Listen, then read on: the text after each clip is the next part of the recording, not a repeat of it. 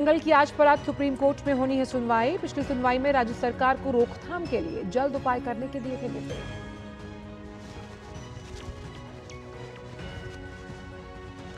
झारखंड सरकार में मंत्री आलमगीर आलम से आज भी रांची में ईडी करेगी पूछताछ। कल भी कई घंटों तक उनके पीएस और घरेलू सहायक के घर से बरामद करोड़ों के कैश के बारे में किए गए थे सवाल जवाब।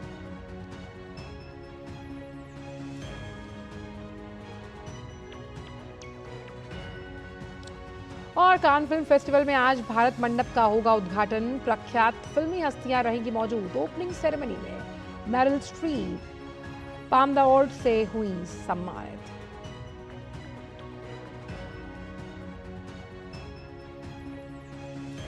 और 2021 में गोल्ड जीतने के बाद आज पहली बार घरेलू मैदान में खेलेंगे Neeraj Chopra. Federation cup athletics में भुवनेश्वर के कलिंगा स्टेडियम में होगा मुकाबला।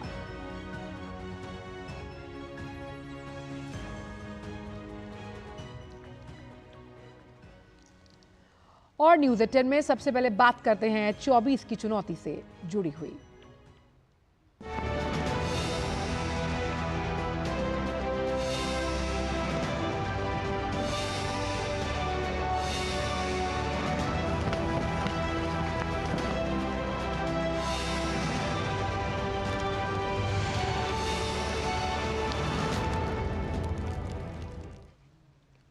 तो लोकसभा चुनाव के लिए 4 चरणों का चुनावी प्रचार समाप्त होने के बाद अब 5वें चरण के प्रचार ने धार पकड़ ली।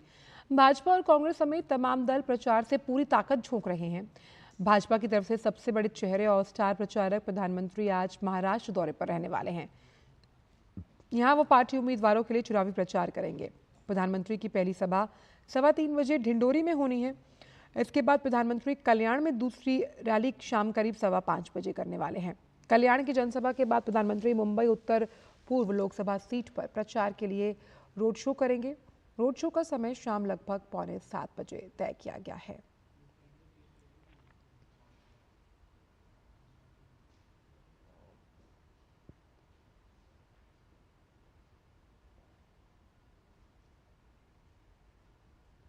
बीजेपी अध्यक्ष जेपी नड्डा और केंद्रीय गृह मंत्री अमित शाह आज बंगाल और ओडिशा में धुआंधार प्रचार करने वाले हैं। अमित शाह पश्चिम बंगाल के हुगली में सुबह 11 बजे चुनावी प्रचार की शुरुआत करेंगे। वो सीरमपुर लोकसभा सीट पर ताल ठोक रहे भाजपा प्रत्याशी के लिए हुगली के मोसात बाजार में रैली को संबोधित करेंगे और इसके बाद ओडिशा के लिए रवाना हो जाएंगे। यहाँ वो एक चुनावी जनसभा और रोड शो करने वाले हैं। अमित शाह अस्का लोकसभा क्षेत्र में दोपहर करीब 2 बजे चुनावी जनसभा को संबोधित करेंगे। इसके बाद कटक में शाम को करीब 5:30 बजे रोड शो होगा।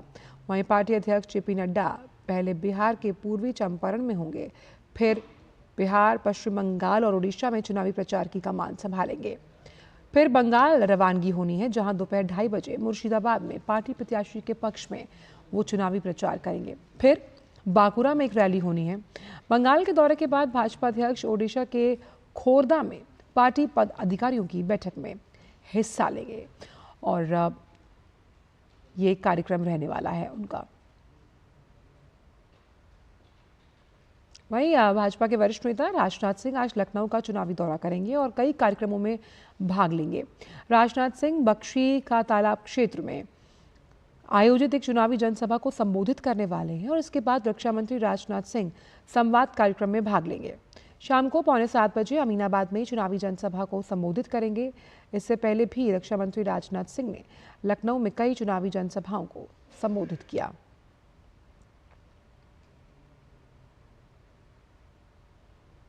कांग्रेस की गढ़ कहे जाने वाले रायबरेली संसदीय क्षेत्र में पार्टी के नेताओं की एक पूरी फौज इन दिनों प्रचार में जुटी है। खुद प्रियंका गांधी यहां अपने भाई राहुल गांधी की जीत के लिए एड़ी चोटी का जोर लगाए हुए हैं, जबकि आज पार्टी अध्यक्ष मल्लिकार्जुन खड़गे प्रचार के मैदान में कूद रहे हैं। खड़गे आज रायबरेली के अलावा अमेठी से भी कांग्रेस के पक्ष में माहौल बनाने की पुरजोर कोशिश करेंगे। अमेठी में पार्टी ने स्मृति ईरानी के खिलाफ किशोरी लाल शर्मा पर दांव खेला और इस हिसाब से खुद के लिए चुनौती को बड़ा कर दिया। दोनों ही जगह 20 मई को मतदान है।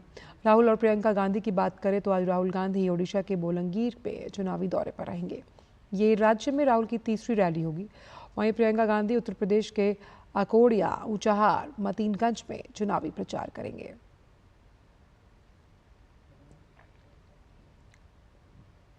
विपक्षी गठबंधन भी आज धुआंधार प्रचार कर रहा है। अखिलेश यादव और अरविंद केजरीवाल अलग अलग रैलियों के जरिए गठबंधन की मजबूती के लिए मैदान में उतर रहे हैं।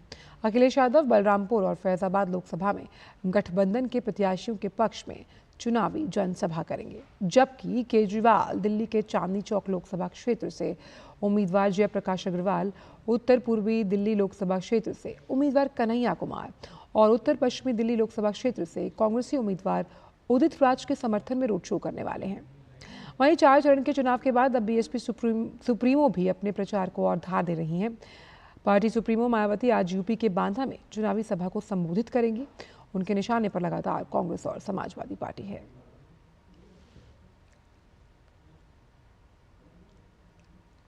बीजेपी के वरिष्ठ नेता और बेगूसराय से चुनाव लड़ रहे गिरिराज सिंह ने कहा कि इस चुनाव में कांग्रेस की पिछली बार से भी कम सीटें आएंगी और राहुल और सोनिया गांधी देश छोड़कर भागने पर मजबूर हो जाएंगे। ये राहुल गांधी, सोनिया गांधी देश को छोड़ के भागने वाले हैं। ये जिस ढंग से भारत को तोड़ने की बात कर रहे हैं, लोगों की संपत्ति छीनने की बात कर रहे हैं, मुसलमानों की बात कर रहे हैं, हमको तो लग रहा है ये माए बेटा को कोई देश से प्रेम नहीं है। इस बार 40 से कम, पिछले बार से कम सीट आएगी, ये भारत छोड़ के भागेगा। वहीं उत्तर प्रदेश के मुख्यमंत्री ब्रजेश पाठक ने कांग्रेस समाजवादी पार्टी पर हमला बोला। उन्होंने कहा कि ये गठबंधन कुछ भी कर ले लेकिन एक भी सीट नहीं जीत पाएगा। जनता पहले ही कांग्रेस पार्टी की भ्रष्ट नीतियों को नकार चुकी है। कांग्रेस समाजवादी पार्टी का गठबंधन कुछ भी कर ले 0 सीट पाएगा। अखिलेश यादव और कांग्रेस पार्टी के खड़गे कुछ नहीं कर पाएंगे। बुरी तरह से जनता ने इन्हें नकार दिया है। गुंडई अराजकता को अभी भी लोग याद करके सिहर उठते हैं और कांग्रेस पार्टी की भ्रष्टाचार भरी नीतियों ने जनता ने पहले ही नकार चुके हैं। इनको 0-0 सीट मिलेगी उत्तर प्रदेश में। लोकसभा चुनाव के अभी 3 चरण का मतदान बाकी है और उससे पहले बीजेपी और कांग्रेस समेत बाकी दल अपने बेहतर प्रदर्शन के दावे कर रहे हैं। इसी बीच कांग्रेस नेता अभय दुबे ने कहा कि पिछली 4 चरण के चुनाव में बीजेपी का यूपी में प्रदर्शन बेहद खराब रहा है। देश की सत्ता का रास्ता, प्रशस्त मार्ग उत्तर प्रदेश से होकर जाता है, इसलिए उत्तर प्रदेश बेहद महत्वपूर्ण है हमारे लिए। और जो 4 चरणों में प्रतिसाद उत्तर प्रदेश की जनता ने दिया है, भारतीय जनता पार्टी की 4 चरणों की हार 7 चरणों में बरकरार रहेगी। बिहार के 40 लोकसभा क्षेत्रों में एक हाजीपुर इस बार पूरे देश की नजरें इस पर टिकी हैं। एनडीए से लोजपा रामविलास के उम्मीदवार चिराग पासवान अपने पिता की विरासत को कायम करने की जंग में जुटे हैं। वहीं इंडी गठबंधन से आरजेडी उम्मीदवार शिवचंद्र राम स्थानीयता और तेजस्वी यादव के मंच के जरिए जनता के दिलों में जगह बनाने की कोशिश कर रहे हैं। हाजीपुर से 8 बार चुनाव जीत चुके रामविलास पासवान के चलते ये सीट इस बार हॉट सीट के रूप में सुर्खियां बटोर रही है। आइए देखते हैं डीडी न्यूज संवाददाता राजेश राज की यह खास रिपोर्ट।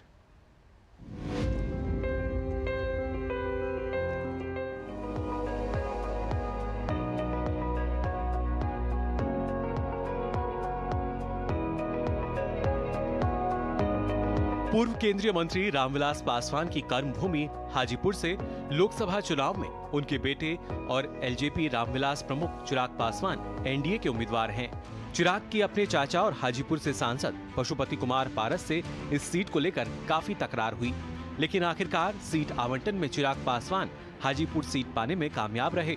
इस सीट पर उनका मुकाबला महागठबंधन की तरफ से आरजेडी उम्मीदवार शिवचंद्र राम से है, लेकिन असली लड़ाई तो घराने में फंसी है। हालांकि अब पशुपति कुमार पारस एनडीए का समर्थन कर रहे हैं और चिराग पासवान को अपने पिता रामविलास पासवान के करिश्माई व्यक्तित्व का भी खूब लाभ मिल रहा है। जिस तरीके से उन्होंने हाजीपुर में कार्य किए हैं, मुझे नहीं लगता कि शायद ही कोई ऐसा परिवार होगा हाजीपुर में जो उनके द्वारा किए गए कार्यों से किसी न किसी तरीके से प्रभावित ना हुआ हो। हैविंग सेड दैट, मैं नहीं मानता इन तमाम मुद्दों को कि कोई बाहरी भीतरी अंतोगत्वा आपके इंटेंशंस क्या हैं, आप किस सोच के साथ आप कार्य करते हैं, प्राथमिकता वो होती है। वहीं राजद ने बिहार सरकार के पूर्व मंत्री और साधारण पृष्ठभूमि से आने वाले शिवचंद्र राम को हाजीपुर से चुनाव मैदान में उतारा है, जो स्थानीय बनाम बाहरी का नारा देकर जनता से जनादेश मांग रहे हैं। बाहरी हटाओ, हाजीपुर का बेटा के लाओ, और दूसरा विकास, 47 साल हाजीपुर की जनता ने, 47 साल कम नहीं होता, 47 साल आपको मौका जनता ने देने का काम किया। लेकिन आज के डेट में हाजीपुर की जनता ने मन बना लिया है, सभी जाति समाज के लोगों ने, कि इस बार हाजीपुर का बेटा हमारा चुनाव में मैदान में करेगा। इस लोकसभा के दायरे में हाजीपुर, लालगंज, महुआ, राजापाकर, रघोपुर और महनार 6 विधानसभा क्षेत्र आते हैं। हाजीपुर और लालगंज को छोड़कर 4 सीटों पर इंडी गठबंधन के राजद और कांग्रेस का कब्जा है। इस बार के चुनाव में हाजीपुर की जनता विकास के मुद्दों पर ही अपना सांसद चुनने के मूड में है। लोग यहाँ पर सर अभी विकास के बारे में कह रहे हैं, और वो कह रहे हैं कि यहाँ सड़क का बहुत बड़ा समस्या है हाजीपुर में। लोग विकास पे वोट करेंगे। क्या लगता है कैसा सांसद चाहिए? नौजुवक हो जो दुख सुख में खड़ा रहे, वैसा सांसद चाहिए हमें। हाजीपुर लोकसभा क्षेत्र में मुद्दों की भरमार है, इसके बावजूद जनता के मन मस्तिष्क पर ये मुद्दे प्रभावी नजर नहीं आ रहे हैं। यहाँ पर सिर्फ और सिर्फ इमोशन कार्ड खेला जा रहा है। इमोशन के आधार पर मतदाता अपने मताधिकार का प्रयोग करने की बात कर रहे हैं। बावजूद इसके कुछ मतदाता ऐसे हैं या मतदाताओं का एक वर्ग ऐसा है जो चाहता है कि मुकाबला एक तरफा न हो। वर्ष 1957 में अस्तित्व में आई हाजीपुर लोकसभा सीट पर 1977 से पहले कांग्रेस का कब्जा रहा, लेकिन जब 1977 में रिकॉर्ड वोट से जीत दर्ज कर रामविलास पासवान ने Guinness book of world records में नाम दर्ज कराया, तो हाजीपुर पूरे दुनिया भर में सुर्खियां बटोरने लगा। रामविलास पासवान कुल 8 बार हाजीपुर से सांसद बनकर दिल्ली पहुंचे। अपने कार्यकाल में रामविलास ने हाजीपुर में पूर्व मध्य रेल का मुख्यालय खुलवाने से लेकर होटल प्रबंधन संस्थान खुलवाने जैसे बड़े काम किए हैं। इस बार रामविलास पासवान के बेटे चिराग पासवान चुनाव मैदान में युवा जोश और नरेंद्र मोदी के सपनों का भारत बनाने के दावे कर रहे हैं, तो दूसरी तरफ राजद ने अपने पूर्व मंत्री शिवचंद्र राम पर दाव लगाया है। चौथे चरण में जनता 20 मई को गज और ग्राह के पावन क्षेत्र से किसे संसद में भेजती है, ये 4 जून को पता चल सकेगा। हाजीपुर से कैमरामैन ललित के साथ राजेश राज की रिपोर्ट, डीडी न्यूज।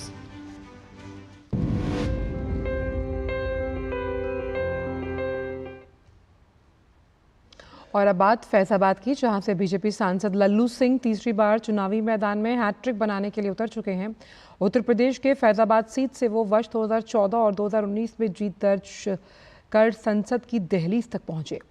बीजेपी प्रत्याशी लल्लू सिंह को अपने संसदीय क्षेत्र फैजाबाद के अयोध्या में 500 वर्षों बाद राम मंदिर निर्माण और प्रधानमंत्री की अगुवाई में किए गए विकास कार्यों में जीत की आस है। अयोध्या से बीजेपी सांसद लल्लू सिंह से खास बात की हमारे संवाददाता शैलेंद्र मिश्र ने। आइए आपको सुनवाते हैं। हम इस वक्त मौजूद हैं अयोध्या में। फैजाबाद से बीजेपी ने फिर से उम्मीदवार बनाया है निवर्तमान सांसद लल्लू सिंह को। उनसे बातचीत करते हैं।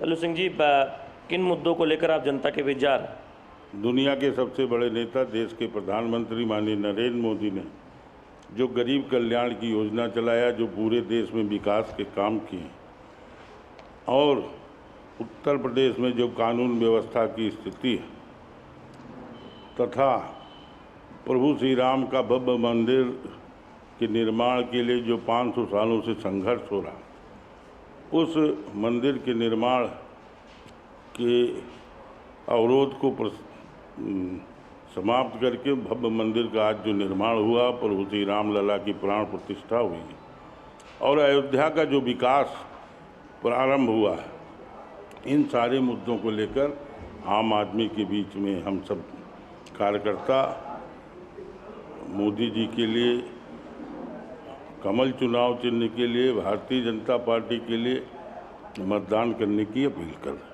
22 जनवरी के बाद देखें तो अयोध्या चर्चा में है पूरी दुनिया में, और पूरी अयोध्या बदली सी नज़र आ रही है। तो आप ये देख रहे हैं कि आपने इसका जिक्र भी किया, तो आपको लगता है कि चुनौती वो आसान हुई होगी फैजाबाद में आपकी?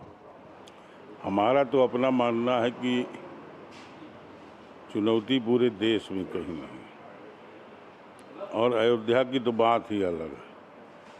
अयोध्या पूरा राममय है, फैजाबाद लोकसभा पूरा राममय है, और प्रभु श्री राम का जो भव्य मंदिर बना, रामलला की जो प्राण प्रतिष्ठा हुई, उसके कारण अयोध्या का जो विकास हो रहा उसके कारण आम आदमी जो है बहुत खुश है। यूपी में कांग्रेस पार्टी और समाजवादी पार्टी साथ आए अखिलेश यादव और राहुल गांधी पीडीए का एक नारा दिया है, तो किस तरह से उसे देखते हैं? और वो बहुत जोर दे रहे हैं तमाम सीटों पर। देखिए, उन सब चीज़ों का कोई मतलब नहीं। समाज में स्वीकारता आज मोदी जी की, आम आदमी मोदी जी के पक्ष में है, मोदी जी को अपना जो है अभिभावक मानता है। आम आदमी को के मन में यह विश्वास हो गया है कि मोदी जो हैं वही हमारे लिए कुछ कर सकते हैं, देश के लिए कुछ कर सकते हैं, दुनिया में भारत का सम्मान जो मोदी जी ही बढ़ा सकते हैं। इसलिए आम आदमी और किसी को कोई महत्व नहीं दे रहा, न किसी के बारे में कोई विचार कर रहा। जब अयोध्या में हम हैं तो अयोध्या को दुनिया की सबसे बड़ी धार्मिक नगरी बनाने की ओर आगे ले जाया जा रहा है। दावा है कि अगले कुछ वर्षों में सबसे ज़्यादा पर्यटक यहाँ पर आएंगे, तो आप किस तरह से देखते हैं? चूँकि संकेत तो मिल रहा है। दुनिया का सबसे बड़ा जन और धन दोनों की दृष्टि से यह अयोध्या नगरी होगी, प्रभु श्री राम का स्थान होगा। लल्लू सिंह जी बीजेपी उम्मीदवार हैं फैजाबाद से, 2 बार लगातार 2014 और 19 में यहाँ से चुनाव जीत चुके हैं।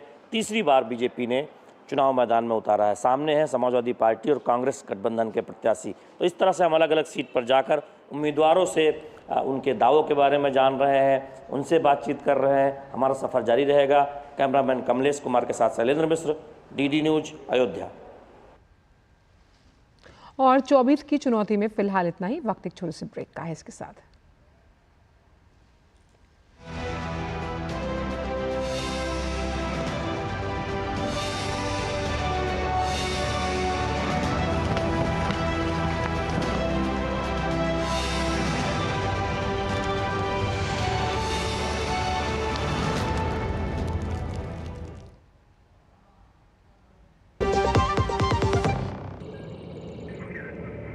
Curiosity can take you to some out of the world places. Took me to the moon today. Curious about this place? Scan this QR code before I take it off with my Seat tires.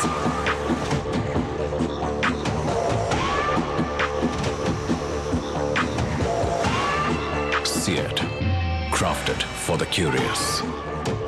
किसानों को जारी रहेगी 6,000 रुपए की सम्मान निधि।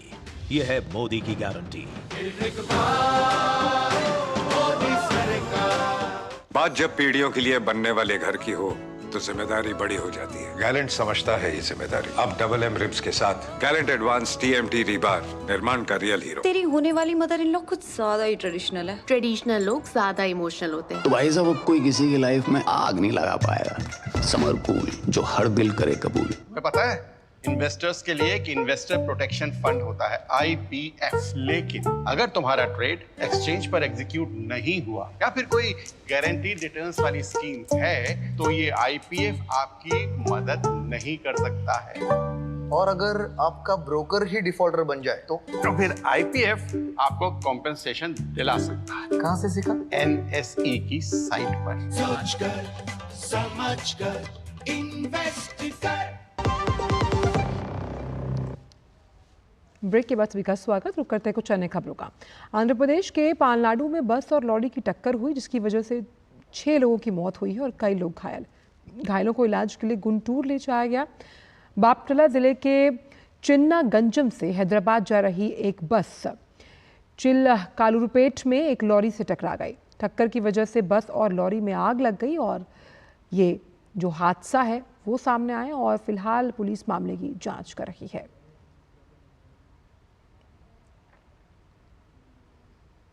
वहीं गुजरात की नर्मदा नदी में तैरते समय सूरत के ही एक परिवार के 7 लोग डूब गए। NDRF के स्थानीय नाविकों और वडोदरा फायर टीम ने तलाशी अभियान शुरू कर दिया। सभी 7 लोग कल से लापता हैं। नर्मदा नदी में जाल भी डाला गया, लेकिन अभी तक कोई सुराग नहीं मिला है। 19 घंटे बाद भी कोई जानकारी नहीं मिली है और इसीलिए परिजन चिंतित हैं। सुबह 6 बजे सभी टीमों ने दोबारा उन लोगों की तलाश शुरू कर दी।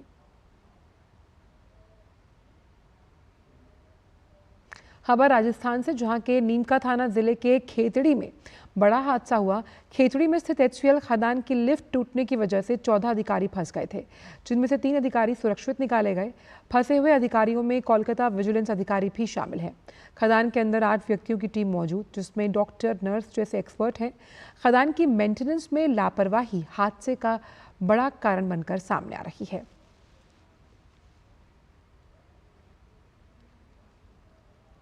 और जयपुर से ही जुड़ रही हैं हमारी सहयोगी अनुषा।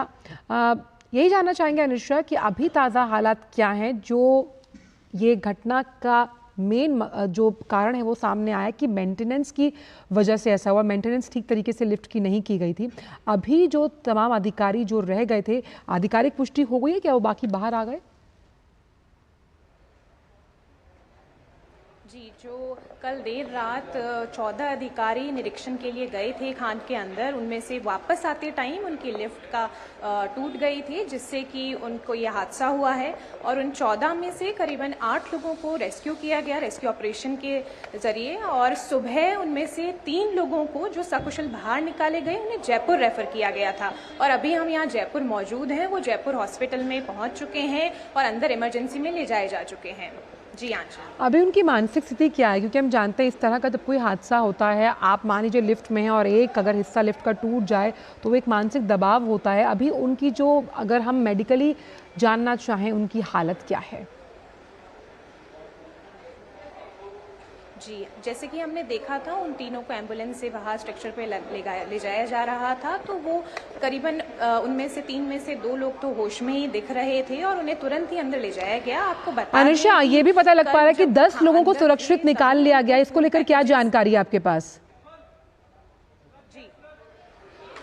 जी, अभी जो जानकारी थी उसके हिसाब से करीबन 8 लोगों को बाहर निकाला गया था और अभी रेस्क्यू ऑपरेशन जारी है। बहुत ही उम्मीद लगाई जा रही है कि SDRF की टीम वहां पे है, नर्सेज हैं, डॉक्टर्स हैं, सब निरंतर प्रयास कर रहे हैं कि उन्हें जल्दी से जल्दी बाहर निकाला जा सके। क्या उनसे कोई कांटेक्ट यानी किसी तरीके से बात हो पा रही है? क्योंकि हम जानते हैं कि खदान काफ़ी नीचे है, उस लिहाज से कहीं पर जिस तरह से लोग फंसते हैं तो स्थिति भयावह हो जाती है। जी जी, बिल्कुल, ये बहुत ही एक खतरनाक स्थिति बन जाती है जब आप अपने ज़मीन के स्तर से इतना नीचे हों। तो आम बात है कि घबराहट भी होती है सबको ही, जो नीचे फंसे हैं और जो बाहर हैं उनको भी, परंतु उनसे कोई डायरेक्ट कांटेक्ट तो नहीं हो पाया। पर जो वहाँ पे अधिकारी मौजूद थे, उन लोगों ने ही वहाँ पे जानकारी दी है कि वो रेस्क्यू ऑपरेशन जारी है और निरंतर उनके पास फूड पैकेजेस भी पहुँचाए गए थे और उन्हें बाहर निकालने की पूरी कोशिश SDRF टीम कर रही है और ये जारी है ऑपरेशन। और जिस तरह से मेंटेनेंस का जो कारण सबसे ज़्यादा सामने आ रहा है कि लिफ्ट का मेंटेनेंस ठीक तरीके से नहीं हुआ, आखिर क्यों? क्योंकि अगर कोई खदान में काम करता है तो लिफ्ट की महत्वपूर्णता हम समझते हैं कि उसके बिना तो आप नीचे जा ही नहीं सकते। तो क्या कितने महीनों से मेंटेनेंस नहीं हुआ था? आखिरकार क्या उसका मेन जो कारण है वो निकल कर सामने आया है? जी, जो अधिकारी गए थे उनमें यही विजिलेंस ऑफिसर शामिल थे और जो खेतड़ी कॉपर कॉरपोरेशन है उसके अधिकारी भी शामिल थे। वो उसके निरीक्षण के लिए ही नीचे गए थे और ये बहुत ही दुखद भरी स्थिति थी कि उन्हीं के वापस आते टाइम उन्हीं की लिफ्ट का जो खराब हुई और ये हादसा हुआ। बाकी मेंटेनेंस के काम के बारे में अभी हमें और जानकारी मिलना बाकी है। चलिए, बहुत बहुत शुक्रिया इन तमाम जानकारियों के लिए अनुषा। जयपुर से जुड़ रही थी हमारी सहयोगी, जो जानकारी दे रही थी कि अभी रेस्क्यू ऑपरेशन जारी है। करीबन 8 लोगों को सुरक्षित बाहर निकाला गया, लेकिन ये खबर भी लगातार आ रही है कि 10 लोग उसमें से सुरक्षित बाहर निकाल लिए गए हैं। उम्मीद करते हैं कि इनकी जो सकुशल वापसी हुई है, जिस तरह का इलाज यहाँ अस्पताल में चल रहा है, और अच्छी खबर हमारे सामने वापस आएगी।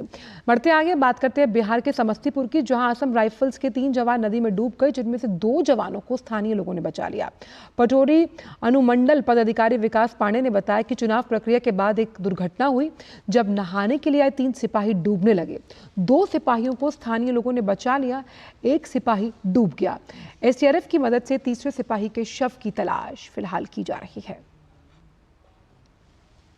एक अनफॉर्चुनेट इंसिडेंट है जो कि इलेक्शन प्रोसेस के बाद हुआ है। इसमें 3 जो है सिपाही रैंक के लोग जो हैं यहाँ पे नहाने के लिए आए हुए थे और उसमें से तीनों डूबने लगे, जिसमें से 2 लोगों को तो स्थानीय लोगों ने रेस्क्यू कर लिया, एक व्यक्ति डूब गए। लेकिन ये सारा प्रक्रिया जो है इलेक्शन संपन्न होने के बाद हुआ। ये लोग स्वयं अपनी इच्छा से आए हुए थे, लेकिन अत्यंत दुर्भाग्यपूर्ण ये घटना है। और हम लोग जो हैं, जो डूबे हुए व्यक्ति हैं, उनके बॉडी को रेस्क्यू करने के लिए लगातार ऑपरेशन SDRF स्तर से करवा रहे हैं। उत्तराखंड के जंगलों में लगी आग के मसले पर सुप्रीम कोर्ट आज फिर सुनवाई करेगा और इसमें पहले 8 जून को सुनवाई में शीर्ष कोर्ट ने राज्य सरकार को रोकथाम के लिए जल्द उपाय करने के निर्देश दिए थे। कोर्ट ने यह भी कहा था कि बारिश या फिर कृत्रिम बारिश के भरोसे बैठा नहीं जा सकता। पिछली सुनवाई में राज्य सरकार ने कोर्ट में अंतरिम स्टेटस रिपोर्ट भी पेश की थी। उत्तराखंड सरकार ने जस्टिस BR गवई और जस्टिस संदीप मेहता की बेंच को बताया कि नवंबर 2023 से अब तक जंगलों में आग लगने की 398 घटनाएं हो चुकी हैं और अब मानवीय हैं। सरकार के वकील उप महाधिवक्ता जितेंद्र कुमार सेठी ने बताया था कि वन्य जीव क्षेत्र का केवल 0.1% हिस्सा ही आग की चपेट में है। उत्तराखंड में अप्रैल के पहले हफ्ते में लगी आग में अब तक 11 जिले प्रभावित हुए। आग से 1316 हेक्टेयर जंगल जल चुका है।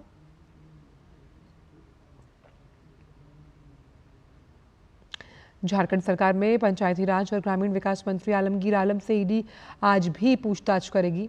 मंत्री आलमगीर से मंगलवार को ईडी के अधिकारियों ने तकरीबन 10 घंटे तक लंबी पूछताछ की और ईडी ने उन्हें 6 मई को उनके PS के घरेलू सहायक के फ्लैट सहित अन्य ठिकानों को मिलाकर कुल 35 करोड़ रुपए से अधिक की रकम की बरामदगी की है। आलमगीर आलम से इसी सिलसिले में पूछताछ हो रही थी। वो मंगलवार को सुबह 10:30 बजे ही ईडी कार्यालय पहुंचे और देर शाम तकरीबन 8:30 बजे ईडी कार्यालय से बाहर निकले। नेशनल टेस्टिंग एजेंसी ने कॉमन यूनिवर्सिटी एंट्रेंस टेस्ट की दिल्ली के केंद्रों पर आज होने वाली परीक्षा को 29 मई को पुनर्निर्धारित किया गया है। हालांकि ये परीक्षा सिर्फ दिल्ली में स्थगित हुई है। दिल्ली के अलावा बाकी शहर के केंद्रों पर परीक्षा तय कार्यक्रम के अनुसार आज हो रही है।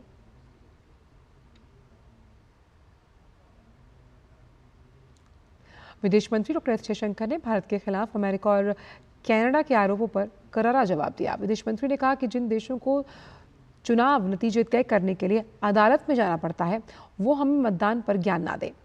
उन्होंने कटाक्ष करते हुए कहा कि पश्चिमी देशों को महसूस होता है कि उन्होंने पिछले 200 वर्षों से दुनिया को प्रभावित किया, इसलिए वो अपनी पुरानी आदतों को इतनी आसानी से छोड़ नहीं पा रहे हैं। Many of these countries feel that they have influenced the world for the last 70-80 years in the world order, and Western countries actually feel they influence the world for the last 200-300 years. So are they willing to, how do you expect someone who's been in that position to give up those old habits so easily?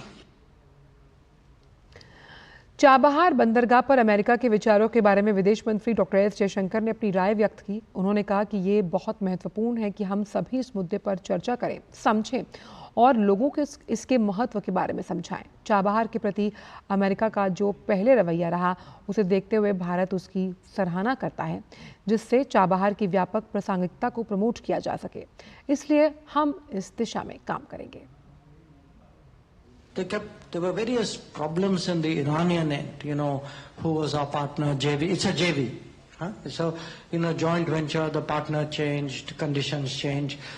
So, finally, we were able to sort this out, and we were able to actually get the long-term agreement done. And the long-term agreement is necessary, because without it, you cannot really improve the port operations, and the port operations we believe will benefit the entire region. और फिलहाल वक्त news 10 में एक छोटे से break का है।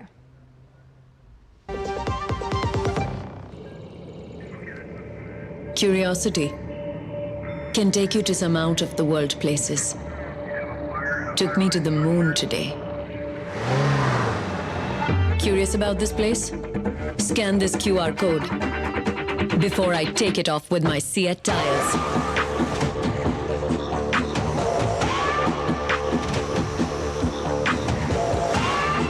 Seat, crafted for the curious.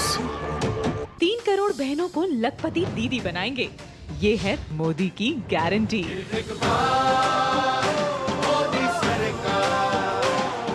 Delivery boy has picked your order. अरे भाई पता है भूख लगी है। 30 मिनट का मैसेज नोटिफिकेशन आया था ना। मैसेज के सहारे थोड़ी बैठ सकते हैं। कल आपने कुछ शेयर्स बेचे थे ना? हाँ तो चेक किया? मैसेज आया तो था। सिर्फ मैसेज काफी नहीं है। आप शेयर मार्केट में कोई भी ट्रांजैक्शन करते हैं ना, तो स्टॉक एक्सचेंज से आए एसएमएस या ईमेल को अपने डीमैट अकाउंट और बैंक स्टेटमेंट के साथ भी टैली कीजिए। बेटा भूख में ना दिमाग बंद हो जाता है। सोचकर समझकर इन्वेस्ट कर। बात जब पीढ़ियों के लिए बनने वाले घर की हो तो जिम्मेदारी बड़ी हो जाती है। गैलेंट समझता है ये जिम्मेदारी। अब डबल एम रिब्स के साथ गैलेंट एडवांस टीएमटी रीबार, निर्माण का रियल हीरो। ब्रेक के बाद सभी का स्वागत। और अब बात कान्स फिल्म फेस्टिवल से जुड़ी हुई।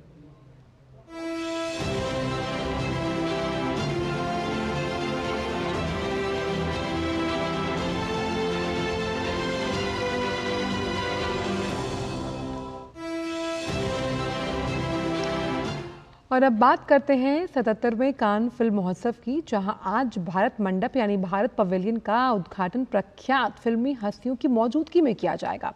कान में भारत पवेलियन भारतीय फिल्म समुदाय के लिए विभिन्न गतिविधियों में शामिल होने के लिए एक मंच के रूप में कार्य करता है, जिसमें उत्पादन कार्य के सहयोग को बढ़ाना, क्यूरेटेड ज्ञान के तमाम सेशन, वितरण के सौदे यानी कि डिस्ट्रीब्यूशन, स्क्रिप्ट्स की सुविधा, B2B बैठकें, दुनिया भर के प्रमुख मनोरंजन और मीडिया कर्मियों के साथ नेटवर्किंग शामिल है।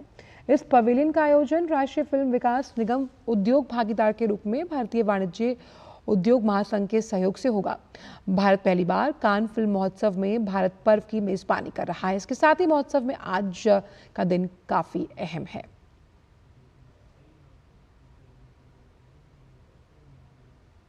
प्रतिष्ठित कान फिल्म फेस्टिवल में भारतीय पवेलियन की धूम है।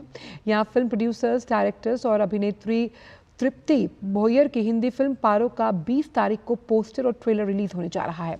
क्या है इस फिल्म में खास, इस पर बात की हमारी संवाददाता श्यामा मिश्रा ने पारो फिल्म की प्रोड्यूसर तृप्ति भोयर से।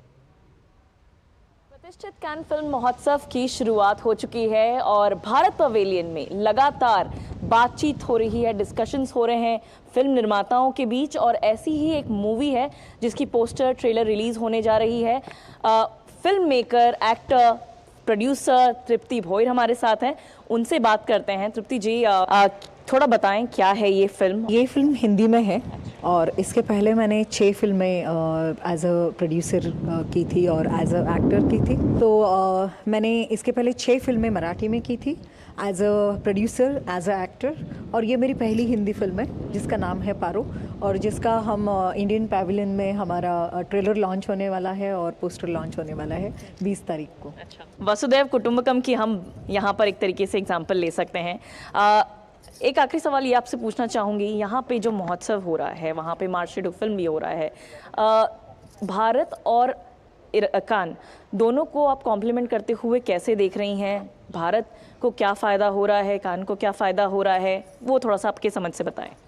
मुझे देखिए, मैं पहली बार कान में आई हूँ और मुझे ये समझ में आया कि ये फेस्टिवल कितना इम्पोर्टेंट है और इंडियन फिल्म मेकर जितने भी हैं उनके लिए ये एक ऐसा बेहतरीन स्टेज है जहाँ पे हर फिल्म फेस्टिवल के लोग, पूरी दुनिया के जितने फिल्म मेकर हैं, buyers, seller, distributors, film makers, तो ये सारे आर्टिस्ट, तो इसमें आदान प्रदान होता है आपके कला का। और I think I should say thanks to the government, बहुत आभारी हूँ मैं अपनी इंडियन गवर्नमेंट की कि हर साल वो इंडियन पैविलियन यहाँ लगाते हैं और हमारे हर भारतीय कलाकार को और टेक्नीशियन को यहाँ तक पहुँचाते हैं। बात करने के लिए धन्यवाद। तो जैसा तृप्ति बता रही थी कि आप कहीं भी बैठ के किसी भी लैंग्वेज की फिल्म देख सकते हैं और इसी तरीके से भारत क्योंकि अपने लैंग्वेज को, अपने इस कला को प्रमोट कर रहा है, तो आज विश्व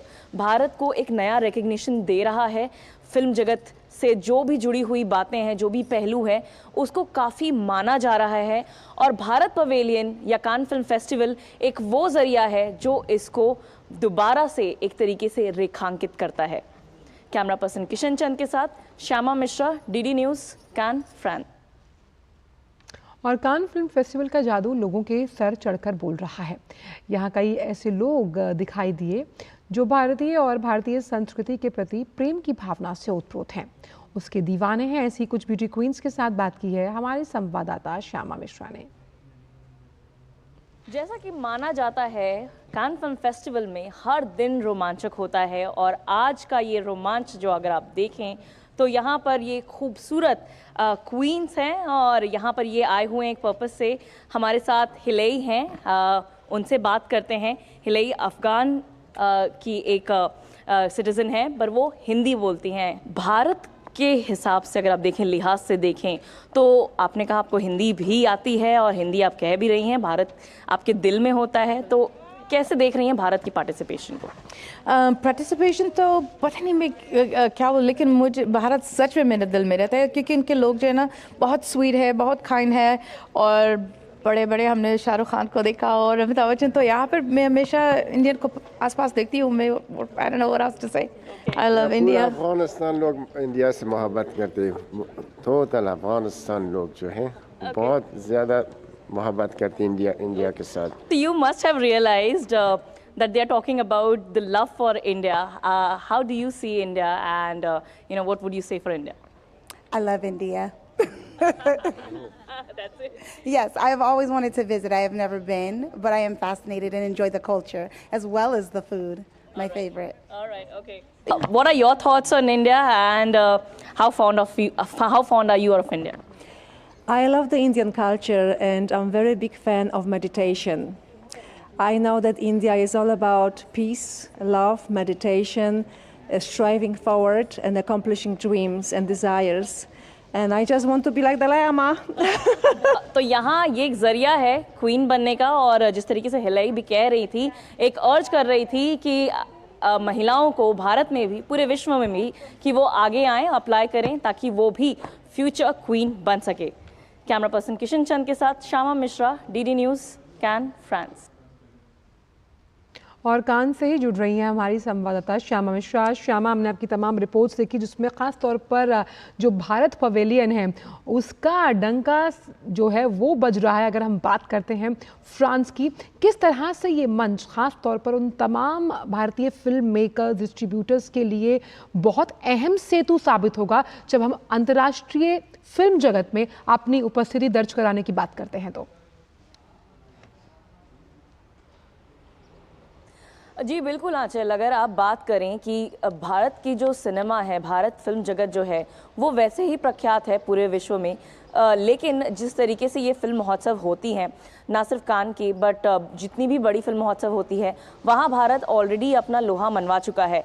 भारत पवेलियन की हम बात कर रहे हैं, वो आज उसका इनॉग्रेशन होने वाला है। हम देख रहे हैं कई सारे हस्ती वहाँ पर मौजूद होंगे जब इनॉग्रेशन होगा। साथ ही हम बात कर रहे हैं B2B मीटिंग्स की, स्पीड डेटिंग की। अमूमन स्पीड डेटिंग हम जानते हैं एक मेल फीमेल के बीच होता है, लेकिन यहाँ पर स्पीड डेटिंग का कॉन्सेप्ट इंट्रोड्यूस किया गया है, जहाँ भारत के साथ में UK, ऑस्ट्रेलिया, न्यूजीलैंड, इन सब देशों के डिस्ट्रीब्यूटर्स, प्रमोटर्स वो आएंगे और लगभग 8 मिनट की बातचीत होगी फिल्म जगत को लेके, फिल्म्स के लेके, प्रमोशंस को लेके, और वहाँ पर एक तरीके से डील स्ट्राइक होगी। इसके अलावा B2B मीटिंग्स हम बात कर चुके हैं, लगभग 200 मीटिंग्स ऑलरेडी प्लान्ड हैं। इसके अलावा जो नया एक लुक दिया है भारत मंडप को, वहाँ पर ये भी एक ऑप्शन दिया गया है कि कियोस्क पे जो दूसरे देश के लोग हैं, दूसरे देश के फिल्म जगत के लोग हैं, वो आ सकते हैं, रजिस्टर कर सकते हैं और एक मीटिंग शेड्यूल कर सकते हैं। तो ये जो एक सूत्रधार है भारत के लिए और विश्व के लिए एक बहुत अहम रोल निभाएगा। कल तो हम एक ग्लिटर स्टार्ट देख ही चुके हैं कान फिल्म महोत्सव का, आज भी एक बहुत महत्वपूर्ण दिन होने वाला है, क्योंकि जो फिल्म बाजार की हम बात करते हैं। चलिए श्यामा, आपके वापस आएंगे, लेकिन बड़ी खबर आ रही है दिल्ली की। अगर बात करें दिल्ली के पूर्व, और श्यामा वापस आएंगे, माफ कीजिएगा आपके पास वापस, लेकिन बड़ी खबर दिल्ली से जाके पूर्व उप मुख्यमंत्री मनीष सिसोदिया की न्यायिक हिरासत बढ़ा दी गई है। इस वक्त की सबसे बड़ी खबर आ रही है कि मनीष सिसोदिया जो कि उप मुख्यमंत्री रहे हैं दिल्ली के, उनकी न्यायिक हिरासत को बढ़ा दिया गया है। राउज एवेन्यू कोर्ट ने इसे करीबन 30 मई तक बढ़ाया है, और दिल्ली हाई कोर्ट में इस मामले की सुनवाई जो है वो अब 24 मई को होनी है।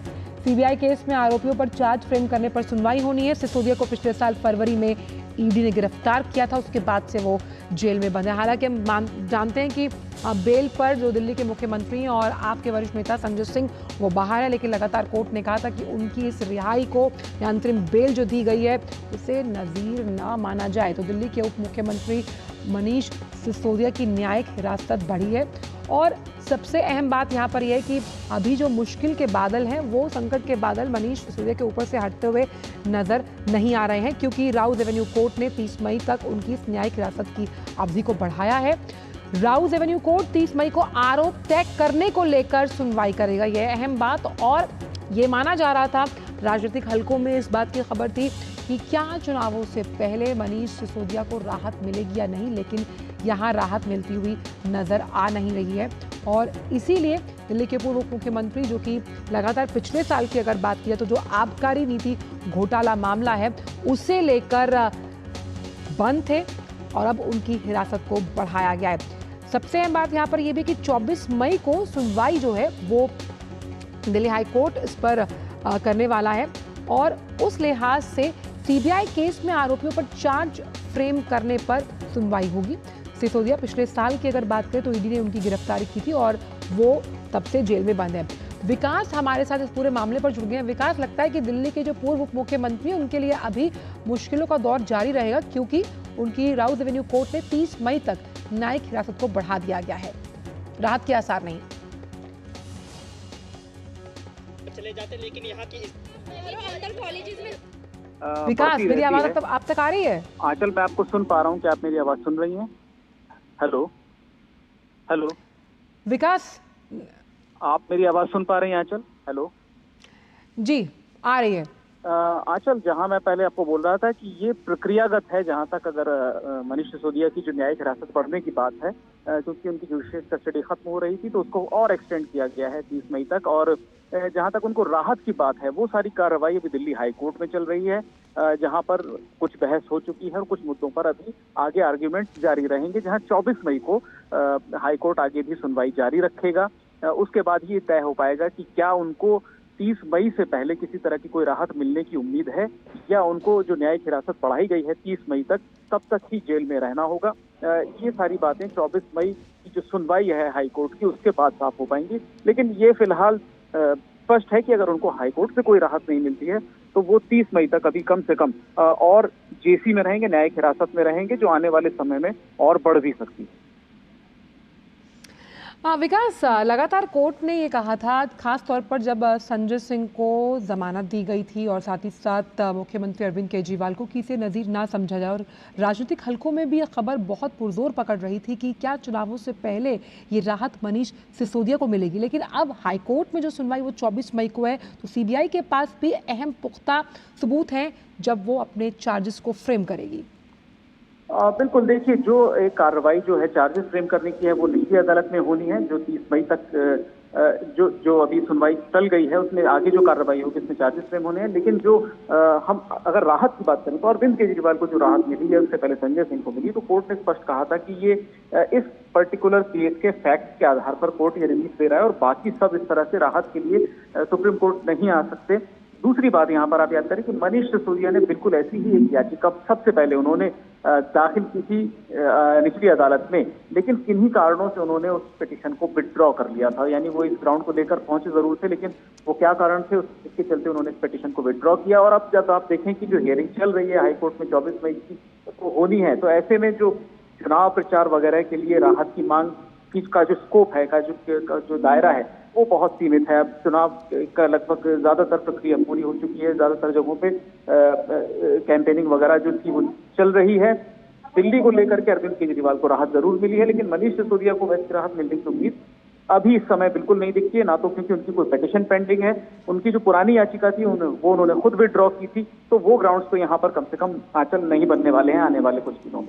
और अब अगर हम कानूनी विकल्प की बात करें तो मनीष सिसोदिया के पास क्या कानूनी विकल्प रह जाते हैं, खास तौर पर दोबारा गुहार लगाने के लिए? देखिए, हाईकोर्ट में उनकी सुनवाई चल ही रही है, तो ऐसे में कोई ऐसी कोई वजह नहीं दिखती कि वो बीच में इस मामले को, हाईकोर्ट में चल रहे मामले को अधूरे में छोड़ के सुप्रीम कोर्ट पहुंचे। 24 मई की तारीख लगी है, उस दिन उस तारीख को सुनवाई होनी है। ऐसे में मुझे नहीं लगता कि 24 मई से पहले वो कोई नई एप्लीकेशन हाईकोर्ट में दायर करेंगे या सुप्रीम कोर्ट में डायरेक्ट पहुंचने की कोई कोशिश करेंगे, क्योंकि आप एक चीज और भी याद करें कि निचली अदालत में इस बात को लेकर के कोर्ट ने एक आपत्ति भी जताई थी और इस बात को ऑर्डर में भी शामिल किया था कि बहुत सारी एप्लीकेशंस आरोपियों ने लगाई हैं, जिसकी वजह से सुनवाई में देरी हो रही है। और ये ग्राउंड लेना कि ट्रायल बहुत धीमी गति से चल रहा है, इसका आरोप जांच एजेंसी पर नहीं लगाया जा सकता, बल्कि ये आरोपियों की तरफ से 135 उस वक्त तक एप्लीकेशंस अलग अलग तरह की लगाई गई थी और कोर्ट ने सबको नंबर किया था कि आप 135 याचिकाएं आप लोगों ने दाखिल की हैं अलग अलग डिमांड्स को लेकर के। तो ऐसे में उस ऑब्जर्वेशन के बाद लगता नहीं है कि 24 मई से पहले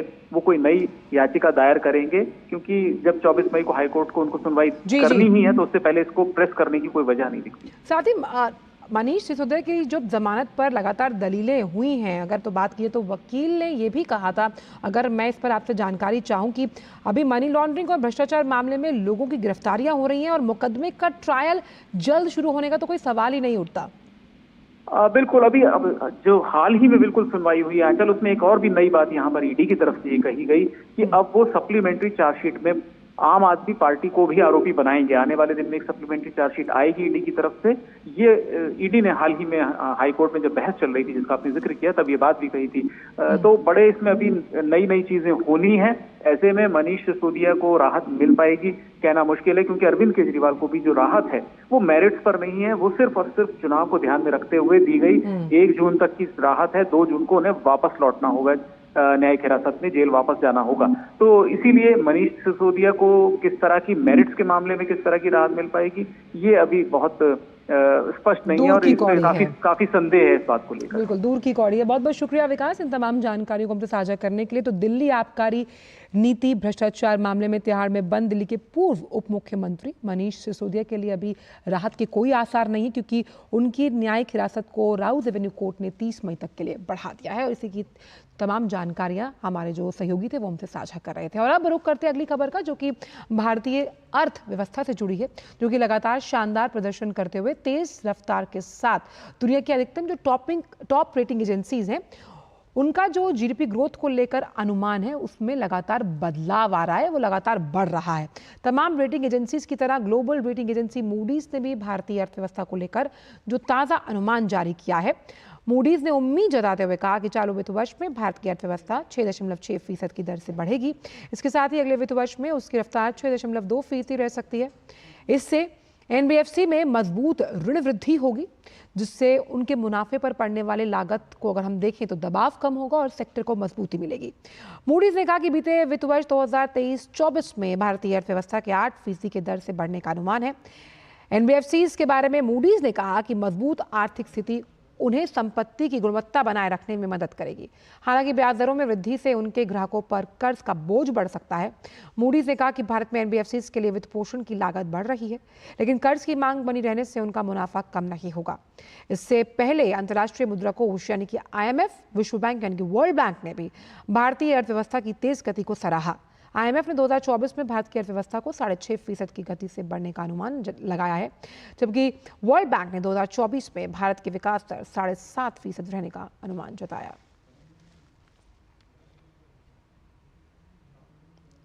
बात साइबर सिक्योरिटी की, जहां भारत के साथ साथ दुनिया भर के लिए बड़ी समस्या है। हालांकि सरकार लगातार साइबर सिक्योरिटी को मजबूत करने को लेकर काम कर रही है, जिसके चलते हाल ही के कुछ सालों में साइबर हमलों में कमी आई।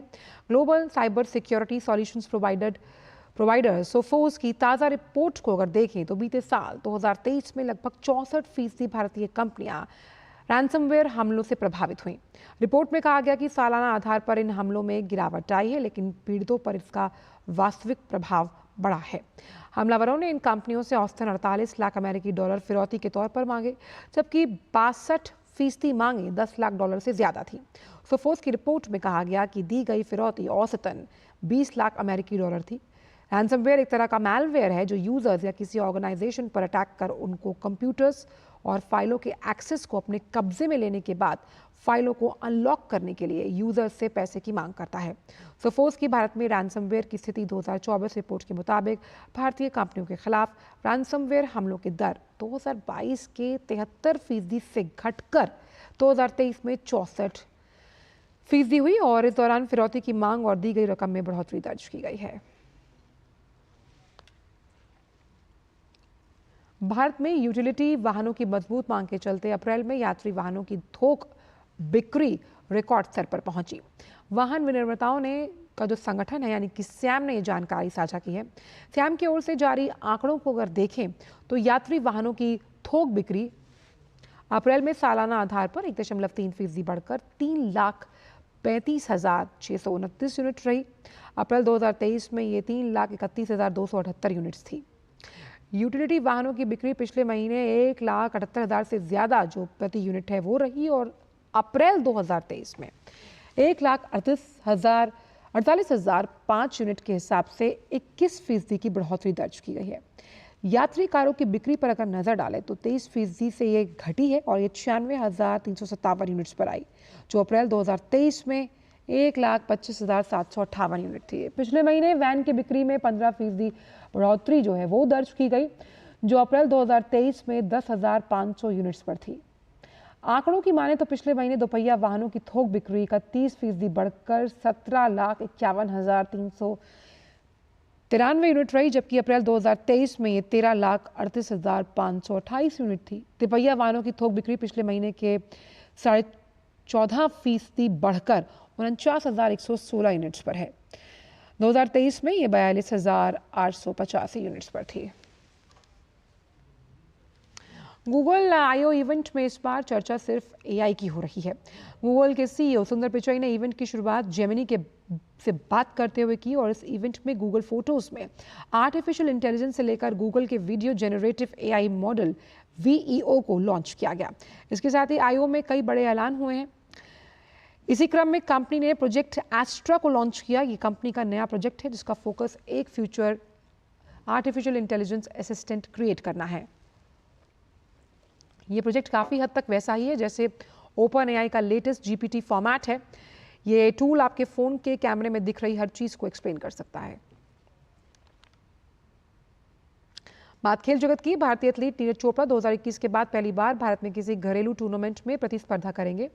उन्होंने साल 2022 और 23 में भारत में प्रतिस्पर्धा नहीं की थी क्योंकि वो अपनी ट्रेनिंग ले रहे थे।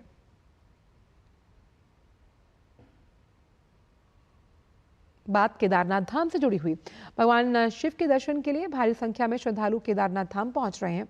इसका अंदाजा इस बात से लगाया जा सकता है कि यात्रा शुरू होने के सिर्फ 4 दिन के अंदर ही यहां पहुंचने वालों का जो श्रद्धालु है उसका आंकड़ा 1 लाख को पार कर गया।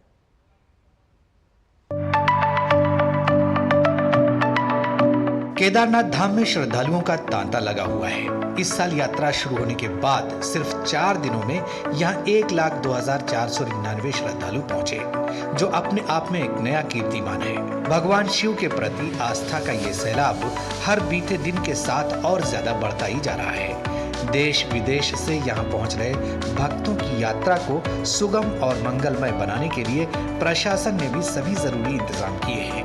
इसके लिए करीब 1,000 अधिकारी, कर्मचारी और सुरक्षा बल ड्यूटी पर तैनात किए गए हैं। सुगमता पूर्वक भगवान भोलेनाथ के दर्शन कर श्रद्धालु भी काफी खुश नजर आ रहे हैं।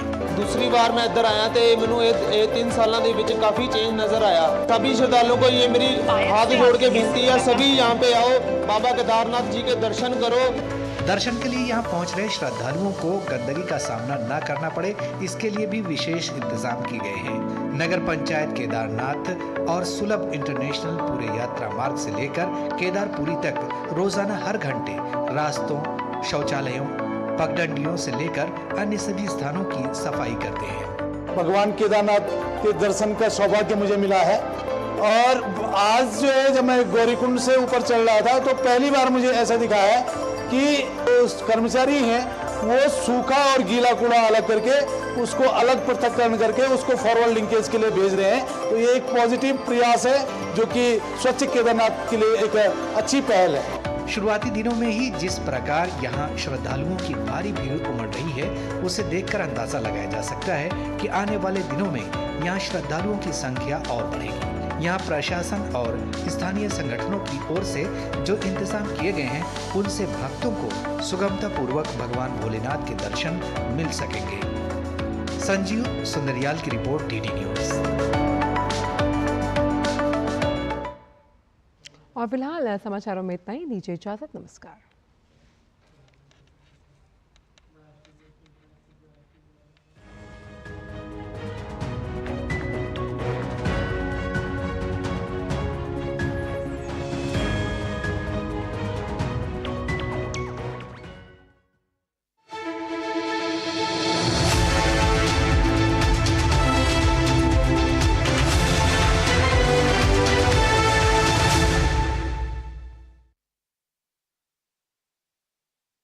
Jagannath temple East India Company के अंडर है और जो भी रीजन हमारे अंडर है, we will continue with that और तुम्हें 1 इंच भी वापस नहीं देंगे। इन दुष्टों ने मंदिर हमसे छीन लिया, लेकिन हमसे हमारी संस्कृति नहीं छीन सकते।